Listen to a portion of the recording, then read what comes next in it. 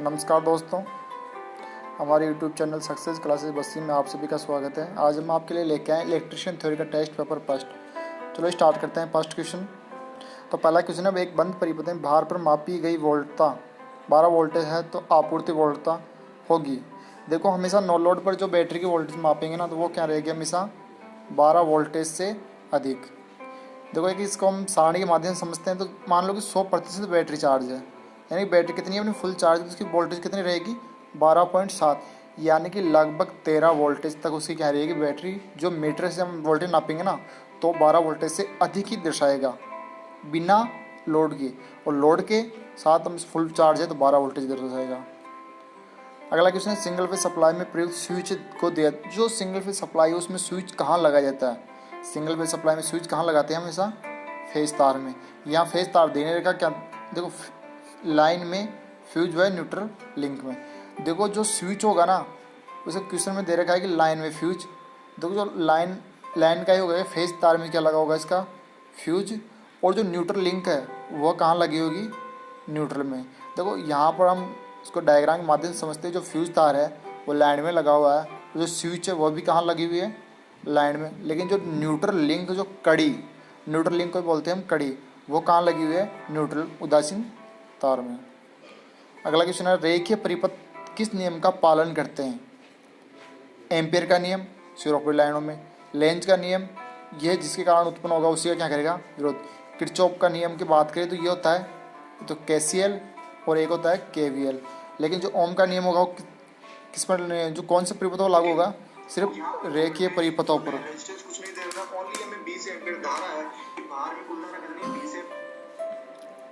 इसको हम एक डायग्राम के माध्यम से देखते हैं। देखो V और I, V और I के मध्य ग्राफ देखेंगे तो जो बिल्कुल सीधी रेखा है वह तो कौन सी हो जाएगी ओममेय चालक, और टेढ़ी मेढ़ी रेखा अओममेय चालक। तो कहने का मतलब है कि जो ओम के नियम का पालन करेंगे वो कौन सा परिपथ होगा रेखीय परिपथ। जैसे कि रेजिस्टेंस, एक बंद परिपथ में सप्लाई वोल्टता से भार पर वोल्टता का अनुपात है। वो सप्लाई वोल्टता और भार पर वोल्टता का अनुपात हमेशा क्या रहेगा एक से अधिक। एक विद्युत परिपथ में फ्यूज का प्रयोजन क्या है? देखो, विद्युत परिपथ में फ्यूज क्यों लगाते हैं? फ्यूज हमेशा शॉर्ट सर्किट से बचाओ या लघु परिपथ से बचाओ, तो ऑप्शन सी। देखो इसे हम एक सर्किट से समझते हैं। मान लो हमने यहाँ क्या जोड़ दिया, लोड जुड़ा हुआ है और अपनी सप्लाई चालू है, बीच में फ्यूज लगा हुआ है। अगर बीच में परिपथ क्या हो गया शॉर्ट, परिपथ शॉर्ट हो जाने पर धारा का मान, जो शॉर्ट सर्किट में देखो धारा का मान क्या हो जाएगा इन्फिनाइट, और आर क्या हो जाएगा 0।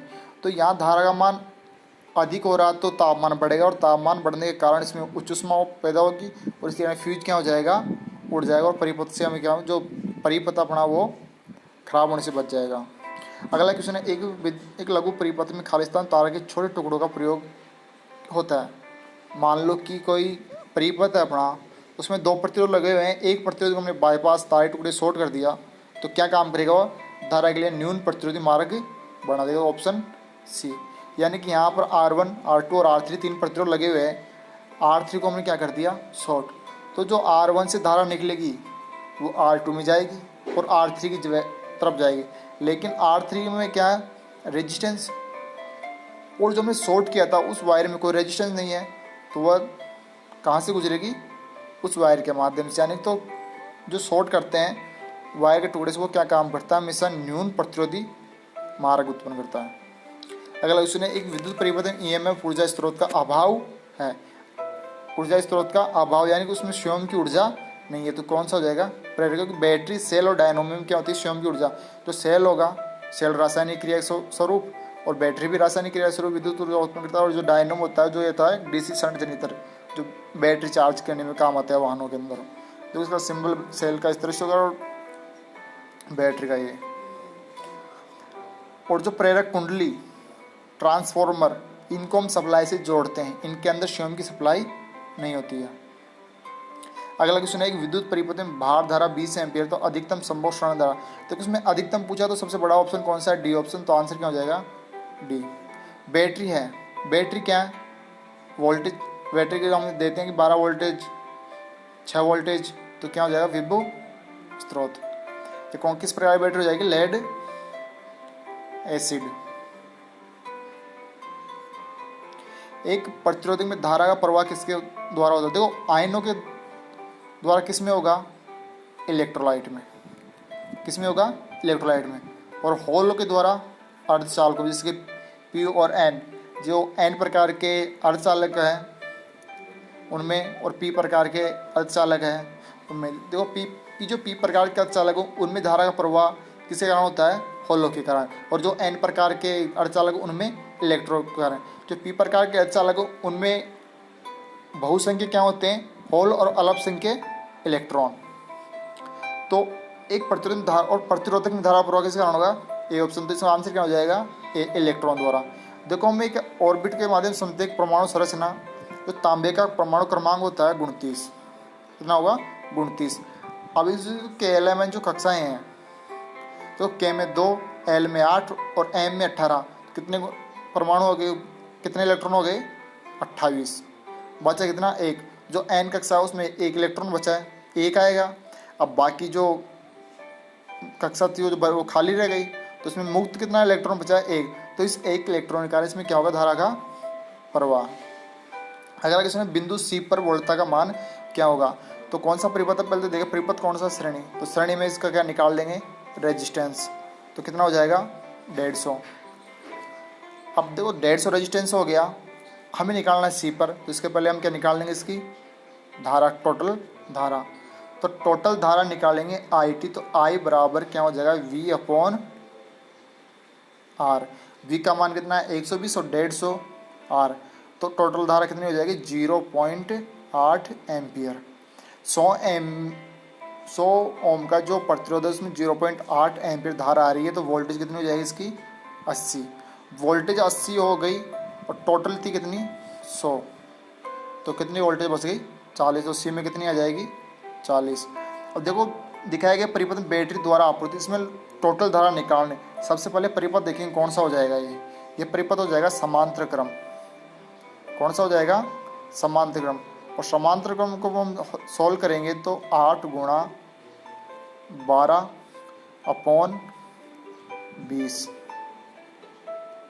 जब इसको हम हल करेंगे, ये अपना 24 वोल्टेज। जब हम इसको हल करेंगे तो 8 गुणा 12 बटा 20, जब इसको हम हल करेंगे तो ये जाएगा 4.8। हम टोटल धारा देखो, अपना टोटल रेजिस्टेंस आ गया, टोटल वोल्टेज है और टोटल धारा निकाल सकते हैं। आई बराबर वी अपॉन आर। तो 24 बटा 4.8 जब इसको हल करेंगे तो 5 एम्पियर। तो डी ऑप्शन। अगला क्वेश्चन है, निम्न आकृति में आर का मान। देखो इसमें आर का मान क्या निकालना में, R1 का मान। दो रेजिस्टेंस का मान दे रखा किस क्रम में, समांतर। तो इनको दोनों को सोल्व करेंगे तो कितना आंसर आ जाएगा इसका, 5 ओम।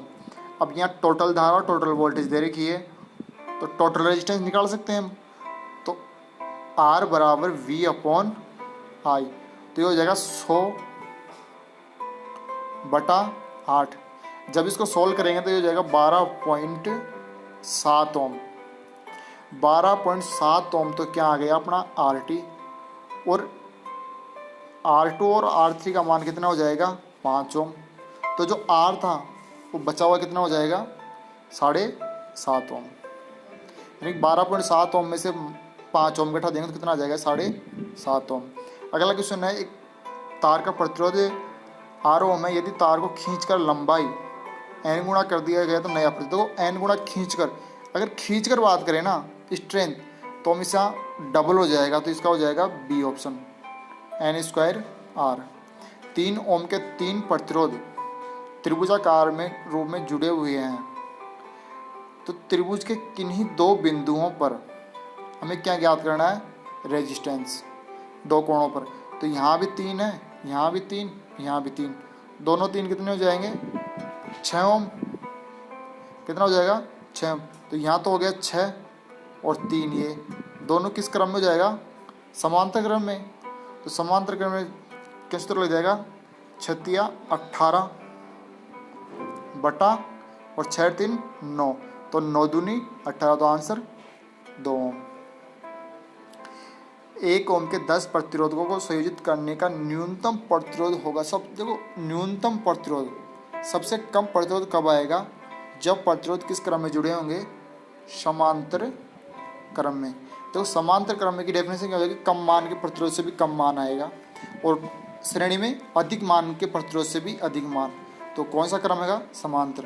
और समांतर में सूत्र क्या हो जाएगा? R/N। क्या हो जाएगा? R/N। तो R का मान कितना है? 1। कितने N है? कितनी संख्या है इनकी? 10। तो 1/10 सी ऑप्शन। किसी चालक का प्रतिरोध किस पर निर्भर करता है? देखो, चालक का प्रतिरोध किस पर आधारित नहीं होता है? तापमान, लंबाई, भार। तो क्या हो जाएगा? भार। अगर सूत्र के अनुसार देखेंगे तो R=L/ρC/L/A, यानी कि जो रो विशिष्ट प्रतिरोध लंबाई और क्षेत्रफल है, लेकिन भार जो इसका वेट आई नहीं रहा, तो क्या हो जाएगा? वेट। एक चालक का प्रतिरोध R ओम है, इसके अनुप्रस्थ काट क्षेत्रफल और लंबाई को दुगना कर दे तो प्रतिरोध, देखो अगर ये कोई तार का टुकड़ा है, इसके अनुसार ये अनुप्रस्थ काट क्षेत्रफल और लंबाई क्या कर रहे हैं? हम दुगना कर रहे हैं। दोनों क्या कर रहे हैं? दुगना।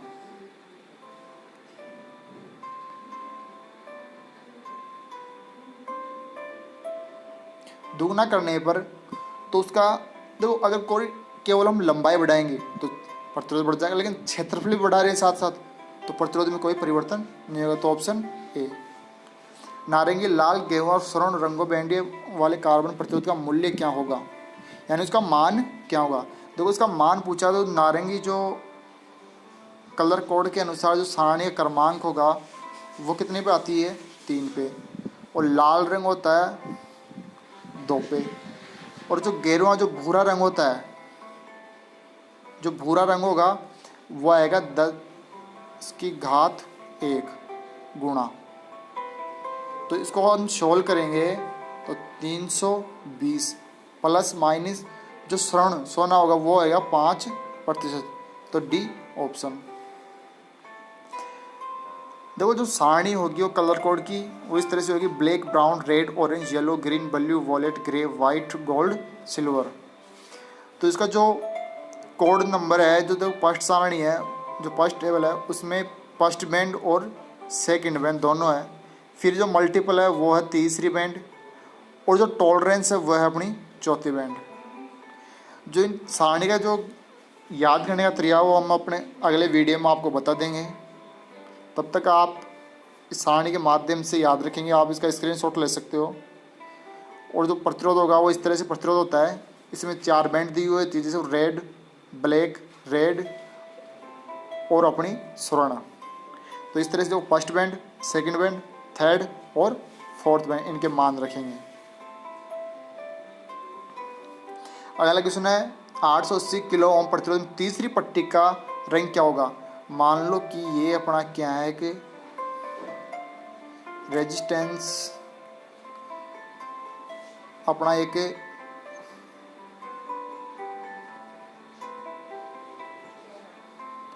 रेजिस्टेंस है, उसमें हम 4 पट्टियाँ होगी। कितनी पट्टियाँ होती है? 4 पट्टियाँ। देखो, सबसे पहले 8 8 2 पट्टियाँ तो ये हो गई। तो हमें तीसरी पट्टी के बारे में पूछा है, तो इन दोनों 88 के बारे में छोड़ देंगे। और 0 के दे रखा है। कितना दे रखा है? 0 के। 1 किलो में कितने 0 होंगे? 3 0। इसका मतलब 1000। 1 0 और तो 4 0। तो कहना मतलब क्या हो गया? 10 की घात 4। और 10 की घात 4 किस पे आएंगे? पीले पपीता कितने? 4। तो यानी कि पपीता, पीला। तो ऑप्शन सी। आपको हम जो कलर कोड की जो सारणी है वो मुंह ज़बानी याद करने के लिए हम अपना अगले वीडियो में आपको बता देंगे किस तरह से हम सारणी को याद रखने हैं। तो एक थोड़ा इंतजार करिए सारणी के बारे में आप। अगला क्वेश्चन है, एक 16 ओम के प्रतिरोध को मोड़कर वर्त बनाया जाता है। वर्त के व्यास से प्रतिरोध मापने का प्रतिरोध क्या होगा? देखिए, वर्त को मोड़कर क्या बना रहे हैं? जो एक तारा टूटा उसको मोड़कर वर्ताकार रूप दे दिया हमने। उसके लिए हमने उसको, देखो 16 ओम था, 8 ओम तो ये हो गया और 8 ओम ये हो गया। कौन सा क्रम हो गया? समांतर। समांतर में सूत्र लग जाए R/N। तो कितने प्रतिरोध? 2। तो 8/2। तो कितना हो जाएगा? 4 ओम। इसका आंसर कितना हो जाएगा? 4 ओम। अगला क्वेश्चन है, 2 ओम 5 ओम के और 3 ओम के 3 प्रतिरोध समांतर क्रम में जुड़े तो किस प्रतिरोध में अधिकतम वोल्टता होगी। तो इस क्वेश्चन में ज़्यादा सोचने की जरूरत है नहीं, क्योंकि समांतर क्रम का नाम हमारा, समांतर क्रम में वोल्टेज क्या रहेगी हमेशा समान, और श्रेणी क्रम में समान क्या रहेगा धारा। तो आंसर क्या हो जाएगा डी ऑप्शन। अगला क्वेश्चन है इलेक्ट्रिशियन सोल्डर में उपयोग आने वाली सोल्डरिंग कंपन कौन सा रसायन उपयोग में लाया जाता है। इसमें आ जाएगा रेजिन। नरम टाका लगाने में, देखो जो नरम टाका लगाएंगे उसमें हमेशा इलेक्ट्रिशियन सोल्डर काम मिलेंगे। निम्न में से करोसिव फ्लक्स सुहागा और सोल्डर में निम्न गुण आवश्यक है। देखो सोल्डर का गुण क्या होना चाहिए, इनमें से आवश्यक रूप से गुण होना चाहिए, वह निम्न प्रतिरोधकता। जो एल का पी फ्लक्स में सर्वाधिक, जो एल का पी आयरन 7 जो एल्युमिनियम के लिए जो वाइंडिंग में जो फ्लक्स काम मिलेंगे एल्युमिनियम की जो सोल्डरिंग करने में, उस फ्लक्स में सर्वाधिक मात्रा किसकी होगी टिन की। Option A. जो सोल्डर होगा ये उसे क्या कहलाएगा हैंडल, इस पर एक नियॉन लैंप, ये प्लग, ये अपना क्या कहलाएगा बिट, और इसके अंदर क्या होता है कि हीटिंग एलिमेंट नाइक्रोम का, और यह है ईयू कन्वर्टर। ईयू कन्वर्टर कहाँ काम आता है, मान लो कि अपना प्लग 3 पिन है और सॉकेट 2 पिन है, तो वहाँ हमें कनेक्ट करने के लिए क्या काम लेंगे ईयू कन्वर्टर। अगला क्वेश्चन है एक बंद परिपथ की अपेक्षा खुले परिपथ में आंतरिक वोल्टता ड्रॉप क्या होगा शून्य। निम्न में से किस परिपथ का प्रतिरोध न्यूनतम होगा लघु परिपथ का। और अगला क्वेश्चन है एक लघु परिपथ में, देखो क्वेश्चन सेकंड और क्वेश्चन था कि लघु परिपथ इसमें आंसर था, उसी तरह से जो इसका प्रतिरोध देखो शून्य और धारा अनंत, यानी कि क्वेश्चन करने का मतलब है कि न्यूनतम, यहाँ पूछ रहा था न्यूनतम और यहाँ पूछ कह रहा शून्य, तो न्यूनतम और शून्य की बात है। तो यानी कि जो शॉर्ट सर्किट है उसमें होने पर परिपथ में धारा का मान तो क्या हो जाएगा अनंत, और आर का मान क्या हो जाएगा शून्य। इसको हम परिपथ से समझते, मान लो कि ओपन परिपथ है, क्या है ओपन परिपथ, तो ओपन परिपथ खुला हुआ परिपथ है, बीच में से टूट गया, तो वहाँ प्रतिरोध तो क्या हो जाएगा आर तो शून्य, क्या हो जाएगा आर शून्य। और क्लोज बंद परिपथ है वो किसके अनुसार लोड के अनुसार। और शॉर्ट सर्किट है क्या, तो ओपन परिपथ है ना, एक मिनट, जो ओपन परिपथ है उसमें आर तो क्या रहेगा अनंत और धारा शून्य। और जो क्लोज सर्किट है उसमें लोड के अनुसार निर्भर करेगा, और जो शॉर्ट सर्किट है उसमें धारा का मान तो क्या हो जाएगा इन्फिनाइट, धारा का मान तो क्या हो जाएगा इन्फिनाइट, और आर का मान हो जाएगा शून्य। धारा तो अनंत और आर शून्य। घरेलू स्थापना में लोड घटने और परिपथ का प्रतिरोध वो धारा, तो बी ऑप्शन हो जाएगा, इसमें प्रतिरोध बढ़ता है और धारा घटती है। एक या एक से अधिक विद्युत वाहक वाले स्रोतों के युक्त जाल क्या कहलाएगा सक्रिय जाल। किरचॉफ का नियम लागू होता है रेखीय और अरेखीय दोनों पर। किरचॉफ के दो नियम होते हैं केसीएल नोड एनालिसिस या नोड पर लगता है या किसी संगम बिंदु या जंक्शन पर। देखो इसका नियम होता है आने वाली धाराओं का योग और जाने वाली धाराओं का योग क्या होता है बराबर। अगर हम इनको सूत्र के अनुसार देखें तो यानी कि आने वाली धारा और जाने वाली धाराओं का बीजगणितीय योग क्या होगा शून्य। और जो केसीएल का नियम है वो आवेश संरक्षण के सिद्धांत पर आधारित है। दूसरा नियम है केवीएल, जो केवीएल का नियम है वो ऊर्जा संरक्षण के सिद्धांत पर आधारित है। और इसमें जो वोल्टेज ड्रॉप होगा और आरोपित वोल्टेज का योग और ड्रॉप वोल्टेज का योग बीजगणित योग क्या रहेगा इसमें शून्य। और ये किसी मैश जाल लूप या पास पर लगेगा। अगला क्वेश्चन है एक समांतर परिपथ के लिए समान होगा। देखो समांतर परिपथ में क्या समान रहेगी वोल्टता। मान लो कि कोई रेजिस्टेंस और क्रम है समांतर क्रम है, तो इसमें R1 और R2 में V समान रहेगी, लेकिन I का मान अलग हो जाएगा, यानी कि प्रतिरोध के हिसाब से I का मान बढ़ जाएगा। यहाँ पर जो R3 और R4 किस क्रम में श्रेणी में, तो यहाँ पर धारा का मान तो क्या रहेगा हम हर जगह सेम, लेकिन वोल्टेज का मान इन प्रतिरोधों के अनुसार बढ़ जाएगा। अगला क्वेश्चन कंडक्टर का गुण क्या होगा शून्य के करीब। तो चालक का गुण क्या होना चाहिए हमेशा उसका प्रतिरोध क्या रहे कम। अगला क्वेश्चन कौन सा प्रतिरोध भौतिक रूप से आकार में बड़ा होगा, जिसकी वाट संख्या सबसे अधिक है वही क्या हो जाएगा इसका आंसर, तो बी आंसर। कूलाम बल तथा गुरुत्वाकर्षण बल खालिस्तान का पालन करते। किरचॉफ का नियम केसीएल के ओम का नियम V बराबर IR, एम्पियर का नियम सिरोपरी, तो इसमें आंसर क्या हो जाएगा डी। कौन सा नियम यह प्रदर्शित करता है कि धारा वोल्टेज प्रतिरोध अचर ताप पर होता है? ये किस नियम की परिभाषा? ये हो जाएगी ओम के नियम की। ओम का नियम होता है V बराबर I इंटू आर, और I बराबर V अपॉन आर, और R बराबर V अपॉन आई। दो प्रतिरोध R1 और R2, R1 बड़ा है R2 को समांतर में जोड़ने पर तुल्य प्रतिरोध R क्या होगा? तो इसमें करने का मतलब है कि R1 का मान क्या रहेगा? R1 का मान छोटा है R2 से, और समांतर क्रम, तो इसमें क्या मान आएगा? R मान का प्रतिरोध क्या आएगा? बिल्कुल कम आएगा। तो R1 का मान कम है R1 से। क्वेश्चन के अनुसार सेटिफाइड हो रहा है ये भी। अगला देखते हैं, R1 प्लस यहाँ ज़्यादा हो रहा है, ये नहीं होगा। R1 का मान बड़ा, ये तो हो ही नहीं सकता। R1 का मान बड़ा, ये भी नहीं होगा। तो ए ऑप्शन क्या हो जाएगा आंसर। 5, 30, 15 ओम के 3 पर समांतर क्रम में जुड़े हैं तो तुल्य प्रतिरोध, तो समांतर में जुड़े हैं तो कम मान के मान से भी प्रतिरोध होगा 5 ओम। देखो प्रतिरोध, दो प्रतिरोध समांतर क्रम में जुड़े हैं। दो प्रतिरोध किस क्रम में जुड़े हैं? समांतर क्रम में। तो दो प्रतिरोध समांतर क्रम में जुड़े हैं तो उसके लिए हम दो सूत्र लगा सकते हैं। अगर समान मान के हैं तो R बटा N, या फिर 1/R1 प्लस 1/RT। लेकिन यहाँ RT बराबर, अगर R 1/RT रहता तो अपना आंसर ठीक था, लेकिन ये गलत हो जाएगा। इसके अलावा एक सूत्र और होता है, RT बराबर R गुणा R2/R1 प्लस R2, तो कौन सा हो जाएगा? D। इसी तरह चालकता का प्रतिरोध के समांतर में तुल्य चालक क्या होगी? देखो प्रतिरोध का उल्टा क्रम क्या लगेगा इसमें? तो G1, G2 और G3, ए ऑप्शन। निम्न में कौन सा लगातार ध्रुवता परिवर्तन करता है? क्या करता है? अल्टरनेटर। निम्न में से किस तत्व में वोल्टता का अनुपात धारा के अनुसार बढ़ता है? वायर बाउंड प्रतिरोध। जो प्रतिरोध इस तरह का होता है। फ्यूज है, देखो फ्यूज कहाँ काम करता है? देखो फ्यूज जो होता है ओवर धारा पर। ओवर धारा एक तो ये, जब धारा का मान बढ़ जाएगा, लोड का मान बढ़ जाएगा, तो फ्यूज काम करेगा और जो अपना परिपथ है उसको तोड़ देगा। तो आज तक देखते हैं इतने क्वेश्चन, बाद में मिलेंगे, फिर मिलेंगे अगले क्वेश्चन, अगले जो चैप्टर होगा उसी के साथ। तब तक के लिए धन्यवाद। ज़्यादा से ज़्यादा अपने चैनल को सब्सक्राइब और शेयर करना ना भूलें, और साथ के साथ बेल आइकन पर क्लिक ज़रूर करें ताकि आने वाली वीडियो आपको सबसे पहले नोटिफिकेशन मिल जाए। धन्यवाद।